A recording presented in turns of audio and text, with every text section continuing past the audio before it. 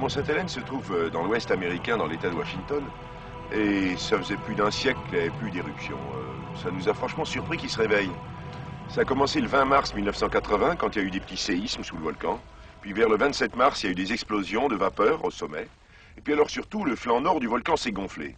Et il s'est gonflé de plus en plus, il se gonflait de 1,50 m par jour. Donc ça a fait une espèce d'énorme intumescence, une espèce de boursouflure gigantesque sur le flanc nord, qui était due à la pression du magma qui montait, qui voulait sortir. Et au bout d'un mois et demi, c'est bien cette espèce de boursouflure avait 150 mètres de hauteur.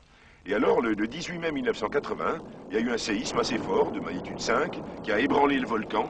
Et de ce fait-là, cette boursouflure a glissé sur le flanc nord. Ça a donné une avalanche gigantesque. 3 km3 de produits sont descendus sur le flanc nord du volcan, ont tout dévasté. Et de ce fait-là, le volcan a été décapité. Donc d'un coup, la pression des gaz est tombée.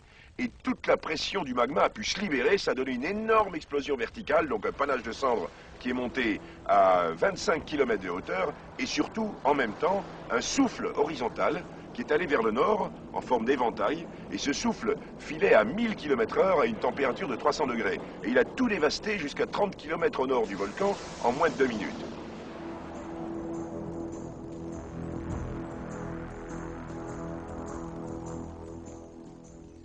Et enfin, des coulées de boue sont descendues les flancs du volcan, et ces coulées de boue ont tout dévasté dans les vallées jusqu'à 60 km du Sainte-Hélène. Ça a été en fait une énorme éruption, et on peut dire que c'est en fait la plus grosse explosion du siècle, puisque l'explosion du Sainte-Hélène, le 18 mai 80, c'était équivalent à 27 000 bombes atomiques comme celle d'Hiroshima. Moi qui connaissais le Sainte-Hélène avant, je peux vous dire que je ne savais franchement plus où j'étais, puisque les vallées étaient complètement remplies de boue, des collines avaient été complètement arasées sur toute leur surface, le lac Spirit qui était au nord du volcan était monté d'environ 60 mètres à cause de cette avalanche de blocs qui étaient tombés dedans, tous les arbres étaient couchés, ces grands pins Douglas, ils étaient tous couchés dans la direction du souffle, ils n'avaient plus de branches latérales, ils étaient complètement écorcés par le souffle, car le souffle il a agi comme une espèce de gigantesque sableuse qui a abattu les arbres et qui les a complètement polis sur la surface.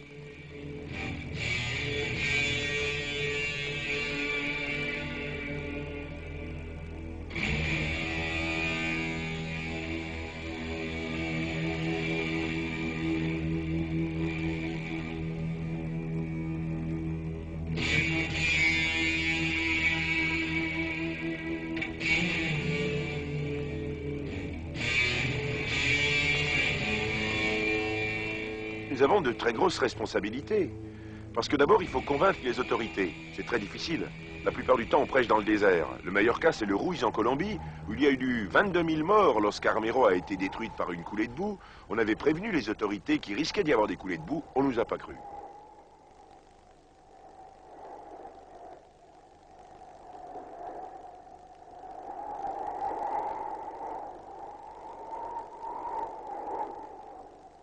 Dans le cas du Sainte-Hélène, on avait évacué et pendant un mois, il ne s'est plus rien passé. Le volcan était calme. Donc il y a eu une pression populaire fantastique et même politique pour que les gens puissent revenir. Et heureusement, on les a maintenus à l'extérieur parce que si on ne l'avait pas fait, il y aurait eu 35 000 morts. Et heureusement, l'explosion est venue prouver que finalement, nous avions raison.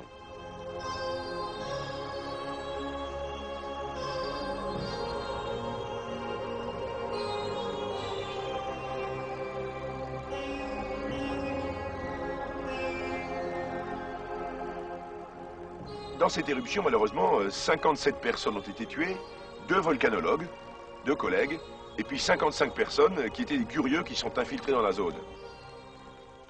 L'un des 2 volcanologues qui a été tué au Mont Sainte-Hélène, je le connaissais très bien, c'était un ami de longue date, il s'appelait David Johnston, et il était à 10 km au nord du volcan.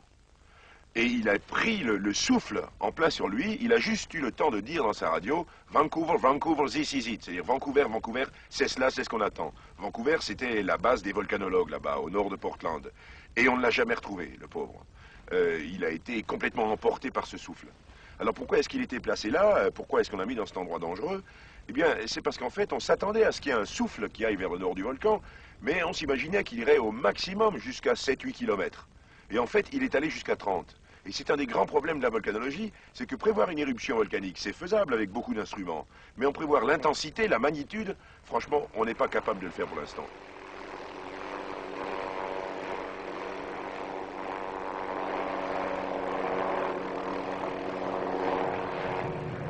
Pendant qu'on était sur place, il y a eu plusieurs explosions, des gros panaches de cendres qui sont montés à 18 km de hauteur, et alors surtout des nappes de ponce. C'est un phénomène tout à fait excitant pour le volcanologue, parce que ça descend les flancs du volcan à grande vitesse, 300, 400 km à l'heure, et des températures de 700 degrés. Et il nous est arrivé de nous déposer sur une nappe de ponce qui venait de se mettre en place. Alors ça, c'était fabuleux, parce que l'hélicoptère descend, et quand il arrive au niveau de la nappe de ponce, il y a toute cette ponce qui se met à voler, ça fait un nuage incroyable, et c'est très mauvais pour les turbines d'hélicoptère, d'ailleurs, il a fallu en remplacer plusieurs. Mais quand alors on débarque, qu'on se met à marcher sur ce dépôt, c'est un grand moment. Parce que ce dépôt, il est fluidisé, c'est-à-dire qu'il est saturé de gaz. Et quand on se met à mettre le pied sur ce dépôt, on s'enfonce tout de suite, et à, disons, 15-20 cm de profondeur, il y a encore 100 degrés. Et on a mesuré avec un thermocouple, donc un thermomètre, la température sous nos pieds à 1,50 m, ça avait 750 degrés, le dépôt en question. Et pour avancer, il n'y a qu'une seule technique, on s'en est rendu compte, c'est qu'il faut tapoter le sol, les gaz sortent, à ce moment-là, le sol se tasse et on peut avancer. C'est très frustrant de rater les explosions. J'avais raté la grosse explosion du Saint-Hélène, j'étais d'une humeur massacrante. Je me trouve dans ma chambre, d'où l'on voyait le Saint-Hélène à 70 km au nord. Et puis j'ouvre la télévision et je vois un journaliste qui parle d'une énorme explosion du Saint-Hélène, on la voyait dans son dos. Et je me dis, regarde, je dis à Katia, regarde, on a raté ces explosions, c'est même pas croyable, et tout et tout. Et puis finalement, instinctivement, je regarde par la fenêtre et je me rends compte que ce panache de cendres, il était en train de se faire, l'émission était en direct. Je voyais ce panache de cendres qui montait, qui prenait une forme de champignon atomique. On se précipite dans la voiture, on arrive à l'aéroport, plus d'hélicoptères, tous partis. Je trouve un avion, un petit Cessna, et je dis au pilote, au Saint-Hélène. Et lui, il voulait pas du tout aller par là. Donc ça a été carrément un détournement d'avion. On est monté à bord, on dit voilà, vous partez Saint-Hélène, direction Saint-Hélène. Et on va vers le Saint-Hélène, on voyait ce panache qui faiblissait, qui faiblissait, qui faiblissait. On s'est dit, zut, on va le rater. On arrive au niveau du Saint-Hélène, plus d'activité. Je dis raté, encore une fois raté. Alors là, vraiment, j'aurais préféré que l'avion tombe et s'écrase, tellement c'était épouvantable pour moi en tant que volcanologue. Et puis, heureusement, une énorme explosion s'est faite à ce moment-là. Et plus belle que la première, plus haute. Elle est montée à 23 km de hauteur. C'est une espèce de colonne de cendres immense qui est montée dans le ciel. Ça a été absolument fabuleux. On a tourné autour pendant 2h30 jusqu'à la nuit. C'est un des grands moments de mon existence. On avait l'impression d'assister à l'apocalypse et en même temps la lumière était fantastique. Puis c'était le coucher du soleil, c'est devenu tout rouge, rouge lit de vin à cause de la diffraction de la lumière sur les particules de cendres. C'était d'une beauté infernale.